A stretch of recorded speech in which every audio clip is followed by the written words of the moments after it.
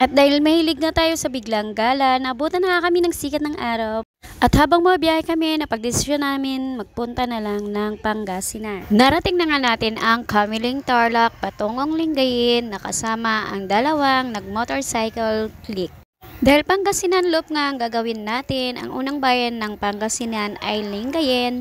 Dito sa Lingayen ay matatagpuan ang Esperanza Open Beach. Pagsunod nun ay Sual. Dito na nga kami nag-stop over para kumain ng almusal sa gabi. Dito din matatagpuan ang Pink Church. Pagkatapos ng Sual ay ang Alaminos.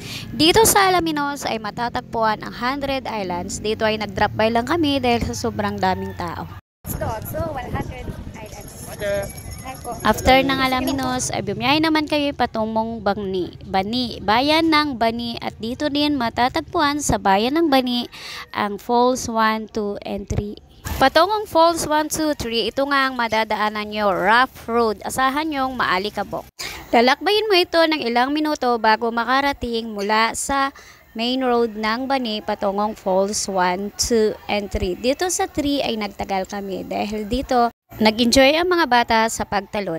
May lalim ito na 15 feet. Hindi nga namin napansin ang oras at hapon na siya. Nag-shortcut kami via the top mountain patungong lighthouse. Ang lighthouse ay pangalawang pinakamataas na lighthouse sa Pilipinas.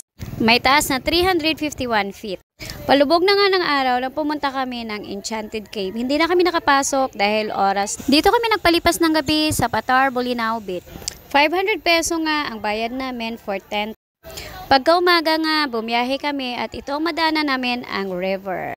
Dito pwede ka mag-river cruise pero dumaan lang din kami dahil ang pakay namin patungong Anda, Pangasinan. At alam nyo ba, ang Anda ay isang isla at pinagdugtong lang ito ng tulay mula sa Bani patungong Anda, Pangasinan.